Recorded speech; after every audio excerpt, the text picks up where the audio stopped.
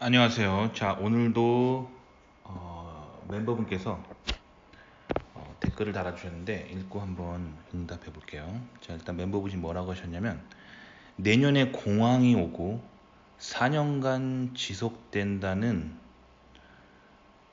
예언도 한 것 같은데, 이 경우 대비하여 현금 확보를 해야 할까요? 라고 하셨는데, 지금 이분이 무슨 말씀 하시냐면, 제가 예전에 멤버 게시판에 미국의 그 오클라호마 주에 살고 계시는 한 목사님의 예언 채널을 올렸거든요. 기독교인 분들은 이거에 관심이 좀 있으실 거예요. 근데 이분도 기독교인이신 것 같은데, 그분의 예언을 좀 들으셨나 봐요. 그분이 뭐라고 했냐면, 내년 2025년부터 공황이 오고 4년간 지속된다는 예언이 들으시고 지금 좀 불안하신 것 같아요. 이 경우 대비하여 현금 확보해야 할까요? 라고 하셨는데, 그렇게 깨달으시면 안 돼요. 그러니까 하나님은 우리에게 시련을 주시거든요. 축복도 주시고. 근데 하나님이 우리에게 시련을 주시는 이유는 뭐냐면, 하나님을 바라보게 하기 위해서 믿음을 연단하는 거예요. 그거를 이해하셔야 돼요. 그러니까 지금 이런 예언을 듣고, 이제 세계 대공황이 오니까 나는 현금을 확보해야 된다. 잘못 깨달으신 겁니다. 아시겠죠? 자, 하나님이 우리 인생에 고난을 주시는 이유는 뭐라고요? 우리를 하나님을 바라보게 하고 믿음을 세우게 하시려고 고난을 주시는 거예요. 대표적인 저의 고난을 얘기를 해볼게요. 저는 기독교인 가정에서 태어났어요. 모태신앙이라고 하죠. 어렸을 때 그냥 엄마가 교회를 다녔기 때문에 엄마가 저를 엄마 손잡고 아장아장 아기 때부터 교회를 다녔죠. 유아 세례도 받았네요. 태어나자마자 유아 세례도 받고 아장아장 걸어다닐 때부터 교회를 다녔습니다. 자, 그런데 솔직히 말씀드리면 저는 신앙이 없었어요. 제가 어렸을 때 교회를 다녔던 근본 이유는 뭐냐면, 교회 안 가면 엄마한테 혼났기 때문이에요. 그래서 엄마들이 그런 식으로 교회를 데리고 가는 엄마들이 있는데, 굉장히 잘못된 신앙 교육입니다. 우리 엄마는 잘못된 신앙 교육을 하셨던 거예요. 교회 가면은 혼나고, 교회 안 가면 혼나고, 그래서 엄마 눈치 보려고 교회 안 가면 엄마한테 혼나니까 교회 가면은, 그런 믿음은 언제까지냐면은 딱 엄마랑 같이 살 때 뿐입니다. 정말 엄마가 그렇게 저를 신앙교육을 했기 때문에 엄마 손아귀를 벗어나는 순간, 딱 고등학교 졸업하고 대학 가는 순간 저는 딱 교회를 안 나가기 시작했어요. 그러니까 사실 엄마의 신앙교육이 굉장히 잘못된 거였어요. 교회 안 가면 엄마한테 혼난다. 엄마 눈치 봐서 교회를 간다. 근데 되게 안타까운 게, 지금 거의 대부분의 한국인 가정에서 자란 기독교인들이 그런 식으로 신앙생활을 합니다. 어렸을 때 교회를 가는데 일요일날 교회 안 간다고 엄마한테 혼나기 때문에 교회를 갑니다. 그러면 그 마음 안에 사실 반기독교적인 생각으로 가득 차죠. 난 이 교회 진짜 싫은데 엄마 때문에 어쩔 수 없이 가야 되는구나. 이런 사상이 뿌리 잡히면 반기독교인이 됩니다. 저도 그래서 반기독교인이 됐었어요. 특히 저는 공대를 다녔기 때문에 공대에서 이제 진화론을 배우죠. 당연히 모든 한국의 대부분의 자연 이공 계열에서는 진화론을 배웁니다. 신은 없다, 생명체는 우연히 탄생되어서 진화되었다, 이렇게 배우잖아요. 그래서 하나님을 완전히 떠나버렸어요. 그러다가 제가 군대를 갔는데 미군 부대에서 군복무를 하게 됐어요. 미군 부대. 제가 미군 부대를 갔던 이유는 영어를 배우려고 공짜로 어학연수 한다는 느낌으로 갔죠. 거의 대부분의 한국에서 자란 남자는 어차피 군대를 가야 되고, 어차피 군대에서 한 2년 시간 낭비할 거 영어나 배우자라는 마인드로 미군 부대에 갔어요. 미군 부대에서 이제 어떤 보직이었냐면 밤에 남들 다 잘 때 밤 12시에 일어나가지고 그러니까 낮엔 자는 거예요. 낮에 그냥 잡니다. 내무실에서. 자다가 밤 12시에 일어나서 이제 밤에 이제 미군들이 이제 작전할 때 이제 레이더 같은 거 그런 거 보는 그런 보직이었어요.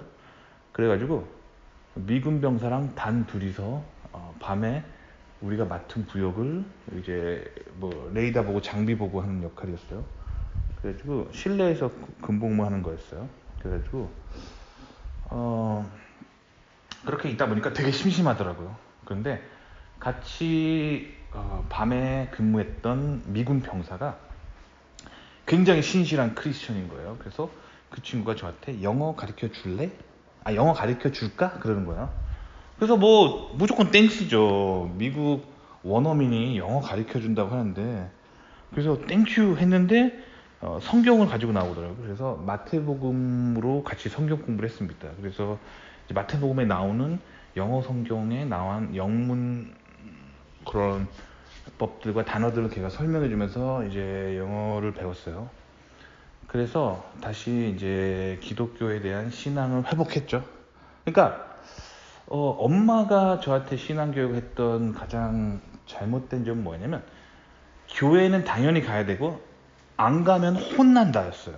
그러니까 저에게 교회는 항상 내 인생의 발목의 족쇄 같은 거였고 절대 가고 싫었지만 엄마가 강요했기 때문에 가야 하는 어떤 슬픔이 있었던 거죠. 그런데 그래서 성인이 돼서는 완전 신앙을 떠나버렸던 건데 근데 제가 미군 부대에서 이 미국인 병사가 저에게 신앙교육했던 방식은 뭐죠? 나에게 뭔가를 주고 내가 그 영어 공부라는 영어 능력을 얻기 위해서 내가 좋아서 영어 공부를 하기 위해서 성경을 읽었던 거잖아요. 그러니까 성경이 쭉쭉 읽히더라고요. 왜? 내가 얻고 싶은 게 있었기 때문에 영어를 배우고 싶었기 때문에. 네, 그래서 저는 군대에서 다시 신앙을 회복했습니다. 자, 어떻게 보면 이제 하나님이 저에게 이렇게 축복을 해주시고 영어를 배울 수 있는 사람 붙여주셔서 제가 신앙을 회복한 거죠. 자, 그러면 봐봐요. 하나님이 우리 인생에 축복도 주시고 고난도 주십니다. 그러니까 하나님은 좋은 것도 주시고 힘든 것도 주신단 말이에요. 자, 그런데 이제 제가 이제 하나님 저에게 좋은 걸 주셨죠. 좋은 거 주시고 영어를 배울 수 있는 좋은 기회를 주셨죠. 그래서 저는 기독교 신앙을 다시 회복했습니다.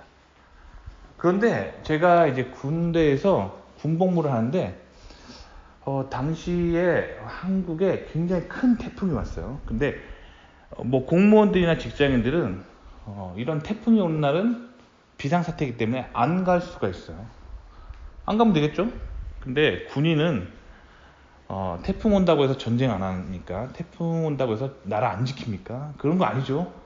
태풍 오는 위험한 상황임에도 불구하고 부대에 출근을 해야 했어요.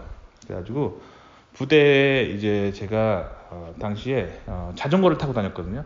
내무실에서 자전거를 타고 부대까지 한 5분 정도 이렇게 막 가고 있었는데 갑자기 태풍이 몰아치는 거예요. 엄청난 태풍이. 그래가지고 자전거가 넘어지고 자전거가 막 날아갈 것 같고 막 제가 몸이 날아갈 것 같은 무슨 오주의 마법사에 나오는 그런 태풍 같은 게 엄청나게 오는 거예요. 그래서 제가 너무 무서워가지고 나무를 꼭 붙들고 있어요. 나무가 뿌리채 뽑히진 않을 거야 라는 생각 때문에 근처 나무에 가가지고 나무를 부둥켜 안은 채 태풍이 지나가기를 기다렸어요. 근데 그때 한 20분 정도 태풍이 지나가는데 정말 죽을 것 같더라고요. 이 나무가 뿌리채 뽑히고 마치 무슨 오주의 마법사처럼 내가 이제 날아갈 것 같은 그런 공포에 휩싸여가지고 너무 무섭더라고요. 그래서 막 엉엉 울었어요. 엉엉 울면서. 근데 그때 제가 기독교 신앙을 이제 갓 회복한 상태에서 이제 하나님을 막 부르짖었습니다. 하나님 살려주십시오. 제 목숨 살려주십시오. 지금 너무 무섭습니다. 하면서 막 엉엉 울면서 기도했어요. 그러니까 기도가 끝나니까 신기하게 태풍이 지나가고 아주 고요하고 잠잠해지는 거예요. 굉장히 신기하죠? 자, 그래서 자, 이거는 어떤 시련이었을까요?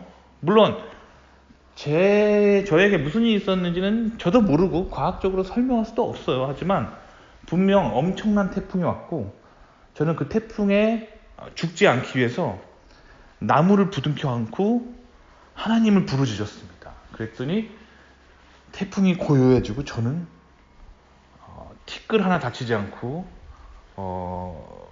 살아남을 수 있었어요. 자, 그러니까 이렇게 하나님이 고난을 주신 이유는 하나님을 붙들고 믿음을 더 확고하게 하시기 위해서 고난을 주신다는 거예요. 근데 그때 그 죽을 뻔한 경험이 저에게는 전화위복이 됐습니다. 그래서 그때 제가 제 뇌리에 박혔던 생각은 하나님이 나를 나의 어려움들을 보시고 내가 기도할 때 도와주신다는 생각이 싹 들기 시작했어요. 하나님이 고난을 허락하시는 이유입니다. 그리고 나서 나중에 제가 미국에서도 한번 죽을 뻔한 적이 있었거든요. 언제였냐면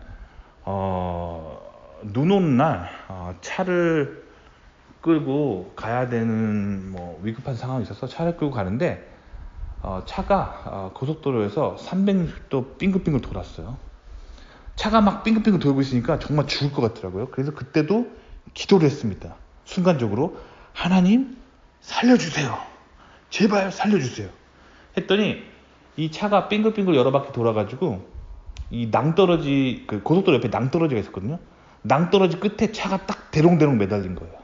정말 영화에서 그런 위기 상황처럼 낭떠러지에 대롱대롱 매렸는데 제가 안 죽은 거예요. 차가 낭떠러지 밑으로 안 떨어진 거예요. 살았습니다. 또 이렇게 살으니까 제가 또 항상 하나님께 이렇게 기도하는 습관이 생겼어요. 위기 상황에. 그러니까 하나님이 고난을 주시는 거는 하나님만 붙들게 하는 훈련을 하시는 거예요. 근데 또 혹자는 이런 상황들을 가지고 또 하나님을 원망하는 사람도 있어요. 아니 왜 이런 고난을 줘가지고 왜 이렇게 사람을 죽을 뻔한 위기를 줘가지고 나를 이렇게 힘들게 하는 나쁜 하나님이다 라고 또 잘못된 믿음을 갖게 되는 사람도 있는데 하나님이 주시는 고난은 잘 해석하셔야 돼요. 하나님이 고난을 주시는 이유는 나를 골탕 먹이기 위해서 나를 힘들게 하기 위해서 주시는 것이 아니라는 거예요. 그걸 통해서 이 사람이 믿음을 붙잡고 하나님을 붙잡게 하기 위한 훈련이에요. 왜냐하면 우리 인생은 이 세상은 잠시입니다. 이 세상은 잠시이에요. 우리 100년도 못 살잖아요. 이 세상은 잠시이고 구원받은 백성들은 죽은 후에 천국의 백성이 되는 게 가장 큰 목표이기 때문에 이 천국 보내시기 위해서 하나님을 붙들게 하는 훈련을 하시는 거예요. 그러니까 봐봐요. 내년에 제가 저도 그 예언을 못 들은 건 아닌데 그 목사님이 내년에 공황이 오고 4년간 지속된다는 예언을 왜 하셨을까요? 하나님을 붙들게 하기 위한 거예요. 아시겠죠? 비슷한 얘기가 어디에 나오지 않아요? 네, 성경에 보면 창세기에 요셉 이야기가 그 이야기입니다. 요셉도 7년간이었나? 7년이었을까 아마? 7년간 기근이 온다는 그런 하나님의 환상을 보고 그걸 가지고 7년 동안 믿음으로 살았고 그 7년의 기근을 대비하였고 그걸 통해서 뭘 했죠? 많은 사람들을 도와줬잖아요. 그죠? 그러니까 이런 대공황이 온다는 예언을 들었을 때 내가 막 이렇게 힘들어하고 나만 살겠다 하고 막 현금을 확보하고 막 이렇게 내가 도망갈 곳을 찾고 이러면은 하나님 말씀을 잘못 해석한 겁니다. 이런 예언의 말씀을 들었을 때는 어떻게 하냐면 이게 하나님을 더 붙들라는 어떤 믿음의 사인으로 봐야 되고 그리고 내가 실제로 하나님과 더 가까워져야 되고 그리고 이 고난을 통해서 나는 더 성숙한 신앙이 돼야 되고 그리고 그 끝에는 내가 다른 사람들을 더 도와줄 수 있는 믿음의 사람이 되겠다. 이렇게 생각하시면 좋을 것 같습니다. 아시겠죠? 기근이 온다고 하는 거는 저뿐만 아니라 제가 듣는 미국 소식뿐만 아니라 미국에 굉장히 많은 그냥 하나님 안 믿는 세상 경제학자도 굉장히 많이 얘기하는 거고, 그리고 개인 방송에 뭐 경제학 박사를 하는 사람들이 굉장히 많이 얘기하는 거고, 그리고 미국의 목사님들도 굉장히 얘기 많이 하는 거고, 조금 기도하시는 분들은 기도 중에 하나님이 기근이 온다, 대재앙이 온다, 공황이 온다, 이런 이야기를 들었다는 사람들이 굉장히 많아요. 그러니까 이 모든 걸 종합해 봤을 때 우리가 사는 세상이 이제 좀 대공황에 접어들겠다라는 마음은 가지셔야겠죠. 하지만 그럴 때일수록 더더욱 기도하셔야 돼요. 기도하고 성경 말씀을 읽으면 어떤 어려움들은 자연스럽게 지나가고, 어려움 끝에 더 믿음이 성숙해져 있는 자신을 바라보게 됩니다. 아시겠죠? 그러니까 공황이 온다고 해서 막 오들오들 떨고 두려워하는 사람들은 어떤 사람들이냐면 그 결국 하나님을 안 믿는 사람이라는 증거입니다. 님 하나님 믿으시잖아요.